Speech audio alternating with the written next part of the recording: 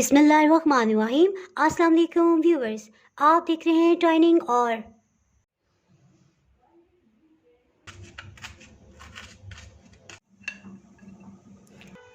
अगर मेरी वीडियोस अच्छी लगी तो लाल सब्सक्राइब को क्लिक कर दें। साथ में ये जो बेल का आइकॉन है इसको क्लिक कर दें। इसको क्लिक करने से आपको मेरी हर नई वीडियो का नोटिफिकेशन सबसे पहले फ्री में मिलेगा। बिस्मिल्लाहिर्रहमानिर्रहीम। जी, इसके लिए 1 पाव दही ले लेंगे। पुदीने, हरी मिर्च और आम की चटनी ये रिसेंटली ही मैंने अपलोड की है।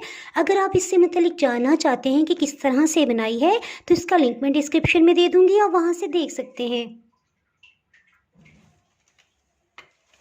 जी, नमक इसमें शामिल कर देंगे आधी चाय की चम्मच। इसे मिक्स कर लेंगे। एक छोटे साइज का प्याज ले लिया है।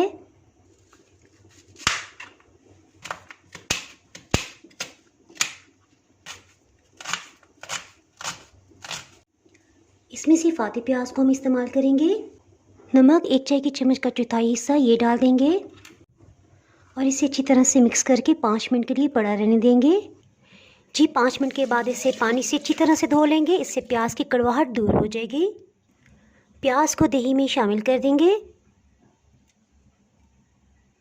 सफ़ेद ज़ीरा आधी चाय की चम्मच, फ्रेश ग्राइंड काली मिर्च का पाउडर ये 1/4 टीस्पून है, 1 चाय की चम्मच का चौथाई हिस्सा। हरा धनिया 2 खाने वाले चम्मच। इसे साइड पे करते हैं। इसके साथ ही बंद गोभी को कटिंग कर लेते हैं। बंद गोभी को बारीक क्रश कर लेंगे। बंद गोभी इसमें बस आधा कप ही शामिल करेंगे।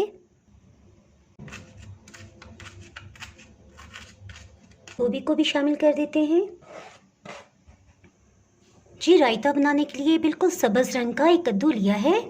इसे लौकी भी कहा जाता है। सबसे पहले इसका छिलका उतार लेंगे।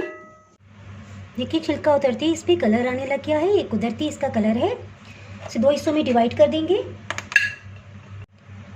छिलका उतारने के लिए आप पीलर भी इस्तेमाल कर सकते हैं।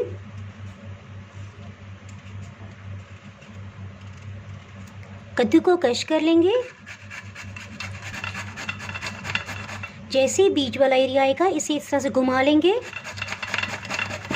फिर देख लेंगे, इसी तरह से इसे क्रश करते जाएंगे। तकरीबन ये 1 कप के करीब बन गया है। इसको हम फ्रेश ही क्रश करके इस्तेमाल करेंगे, क्योंकि थोड़ी देर भी पड़ा रहे तो इसका रंग ख़राब होने लग जाता है। अब इसके लिए 2 तरीके हैं। एक तो इसको पानी में बॉईल कर लिया जाता है और फिर छान लिया जाता है, और सेकंड इसे स्टीम के ज़रिए से थोड़ा सा गला लिया जाता है। तो सेकंड ऑप्शन मुझे ज़्यादा पसंद है, क्योंकि स्टीम की वजह से इसकी विटामिन ज़ाया नहीं होते। ये सिंपल चूल्हे का छोटा स्टैंड है। इसी तरह ये इनमें से आपको जो भी आपके पास अवेलेबल हो आप इस्तेमाल कर सकते हैं। और स्टीम के लिए अगर आपके पास ये ना हो तो आप कोई भी छलनी भी इसके ऊपर रख के और कवर कर दें, तब भी आप इसे स्टीम दे सकते हैं। इसके लिए पानी को बॉईल कर लेंगे। जब ये बॉइलिंग पॉइंट पे आ जाए, इसके साथ ही इस पर ये छलनी रख देंगे। ये बहुत आसानी से मिल जाती है। इसके ऊपर लौकी को रख देंगे और इसे ढक्कन से कवर कर देंगे। हीट को मीडियम ही रखेंगे। ढक्कन में जो सुराख था उसमें एल्युमिनियम फॉइल लगा दी थी। जी, 10 मिनट हो गए। इसके साथ ही हीट को ऑफ कर देंगे और इसे ठंडा होने देंगे। एक दफ़ा इसे अच्छी तरह से मिक्स कर लेंगे।